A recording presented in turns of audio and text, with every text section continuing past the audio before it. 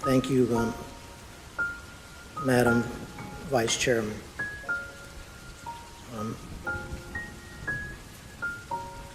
That passage in my statement this morning referenced the most foundational concept in America, which is the rule of law. Thus, as I interpret your question, you were asking about that foundational truth of these United States, which we call America.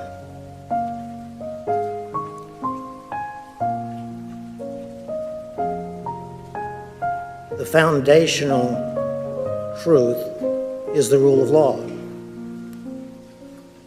That foundational truth is, for the United States of America,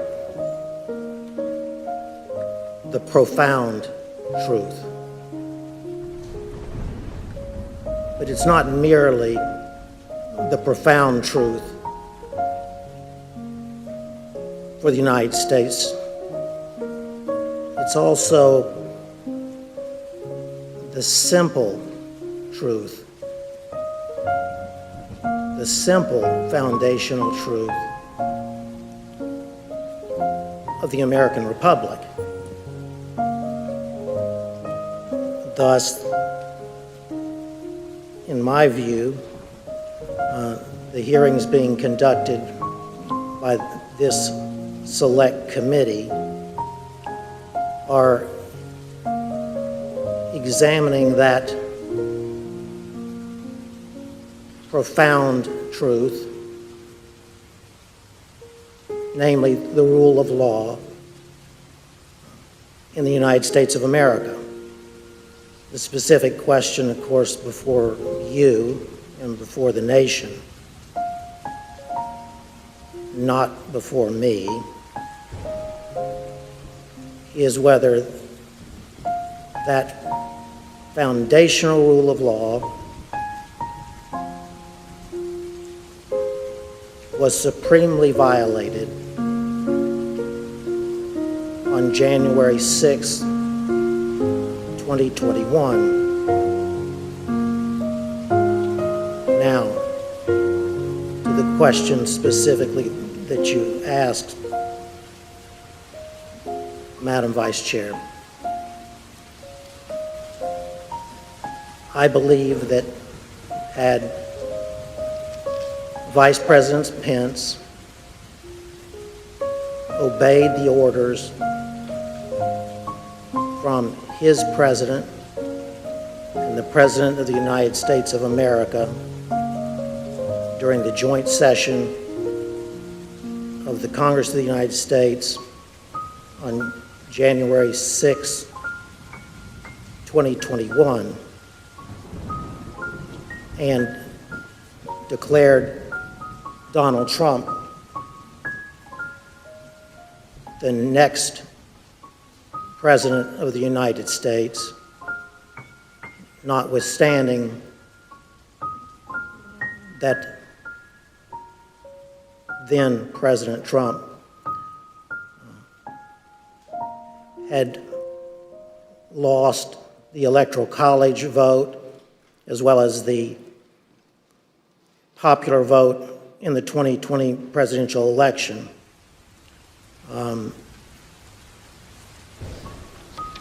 That declaration of Donald Trump as the next president would have plunged America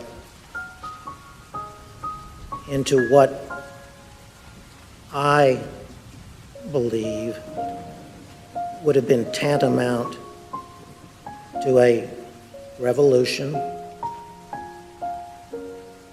within a constitutional crisis in America,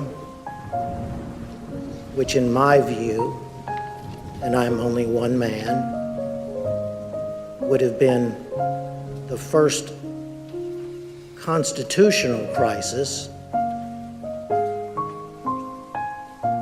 since the founding of the Republic.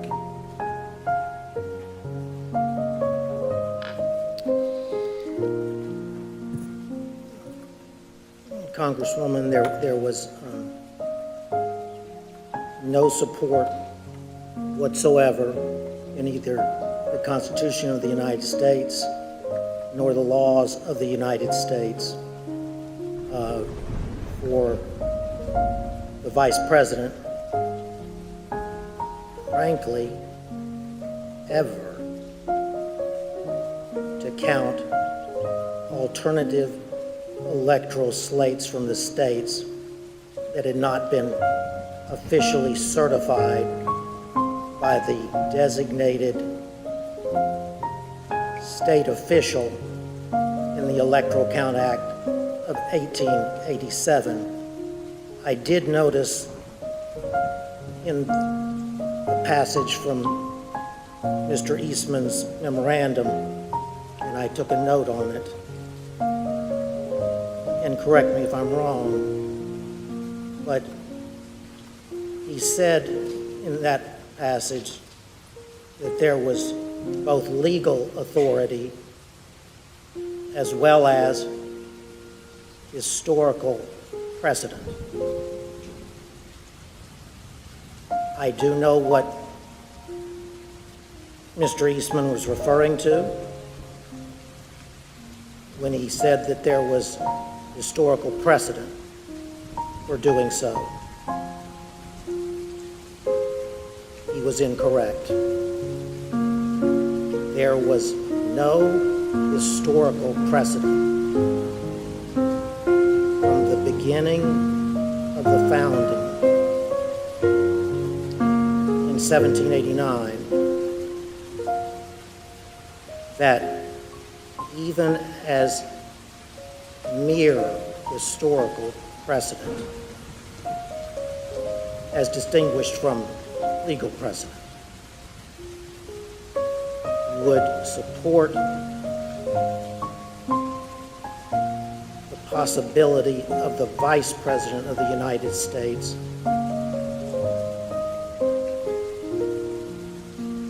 quote, counting alternative electoral slates that had not been officially certified to the Congress pursuant to the Electoral Count Act of 1887. I would be glad to explain that historical precedent if the committee wanted, but it would be a digression.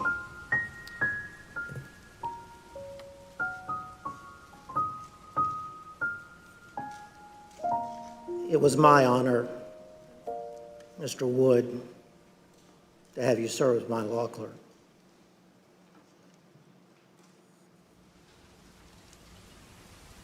I could answer that question perfectly if I had at my disposal either Mr. Eastman's tweet or my own analytical tweet of September 21st, but I don't. But that said, let me try to remember the analysis of Mr. Eastman's analysis. And Judge, I can... As I previously stated in response to Congresswoman Cheney, there was no basis in the Constitution or laws of the United States at all for the theory espoused by Mr. Eastman. At all. None. With all respect to my co-panelist, he said, I believe in partial response to one of the Select Committee's questions, that the single sentence in the 12th Amendment was, he thought, inartfully written. That single sentence is not inartfully written. It was pristine clear that the President of the Senate, on January 6th, the incumbent Vice President of the United States, had little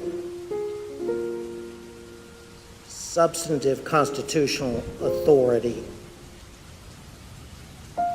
if any, at all. The 12th Amendment, the single sentence that Mr. Jacob refers to, says in substance that following the transmission of the certificates to the Congress of the United States and under the Electoral Count Act of 1887, the Archivist of the United States, that the presiding officer shall open the certificates in the presence of the Congress of the United States in joint session. It then says unmistakably, not even that the Vice President himself shall count the electoral votes.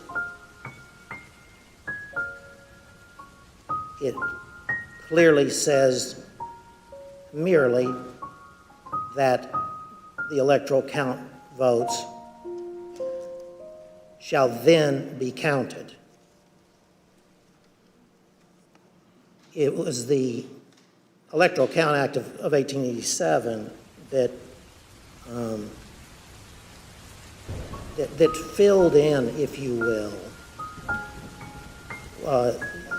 the simple words of the 12th Amendment in order to construct for the country a process for the counting of the sacred process for the counting of the electoral votes from the states, that neither our original Constitution nor even the 12th Amendment had done. The irony, if you will, is that from its founding until 1887, when Congress passed the Electoral Count Act, the nation had been in considerable turmoil during at least 5 of its presidential elections, beginning as soon thereafter from the founding as 1800. So it wasn't for almost 100 years later until the Electoral Count Act was passed. So that's why, in my view, that piece of legislation is not only a work in progress for the country, but at this moment in history, an important work in progress that needs to take place. That was long-winded, I understand. Well, Judge,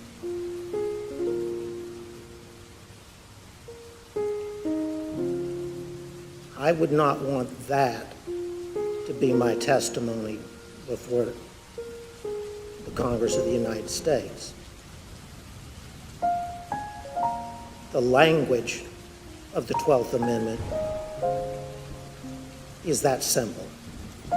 Yes, it does, Congressman. But let me, watching this unfold, let me try to unpack what was at the root of what I have called the blueprint to overturn the 2020 election. And it is this, and I had foreshadowed this answer in my earlier testimony to Congresswoman Cheney. Mr. Eastman, from the beginning, said to the President that there was both legal as well as historical precedent for the Vice President to overturn the election. And what we've heard today, I believe, is what happened within the White House and elsewhere as all the players, led by Mr. Eastman, got wrapped around the axle by the historical evidence claim by Mr. Eastman. Let me explain very simply. This is what I said would require a digression that I would be glad to undertake if you wished. In short, if I had been advising the Vice President of the United States on January 6th, and even if then Vice President Jefferson and even then Vice President John Adams and even then Vice President Richard Nixon had done exactly what the President of the United States wanted his Vice President to do.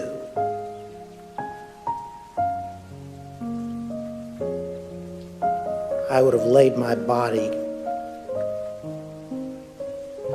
across the road before I would have let the Vice President overturn the 2020 election on the basis of that historical precedent. But what this body needs to know, and now America needs to know, is that that was the centerpiece of the plan to overturn the 2020 election. It was the historical precedent in the years and with the vice presidents that I named, as Congressman Raskin understands well. And the effort by Mr. Eastman and others was to drive that historical precedent up to and under that single sentence, single pristine sentence in the 12th Amendment to the United States Constitution, taking advantage of, if you will, what many have said is the inartful wording of that sentence in the 12th Amendment. scholars before 2020 would have used that historical precedent to argue not that Vice President Pence could overturn the 2020 election by accepting non-certified state electoral votes, but they would have made arguments as to some substantive, not merely procedural, authority possessed by the Vice President of the United States on the statutorily prescribed day for counting the Electoral College votes. This is constitutional mischief. Mr. Chairman, I'm honored beyond words by your words. I was honored on January 6, 2021, then also honored beyond words to have been able to come to the aid of Vice President Mike Pence.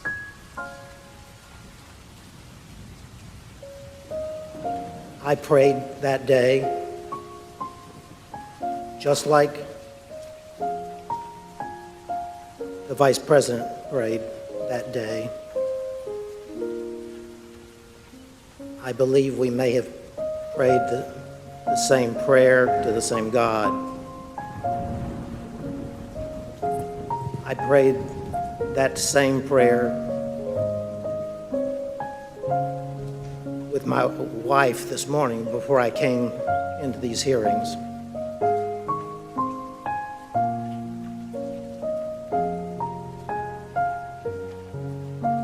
I have written, as you said,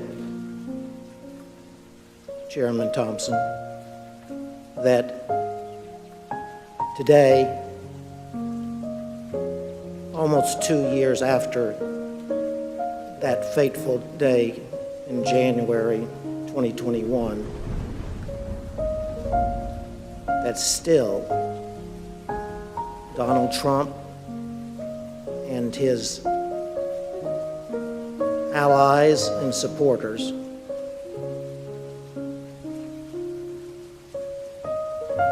are a clear and present danger to American democracy. That's not because of what happened on January 6th. It's because to this very day, the former president, his allies and supporters pledge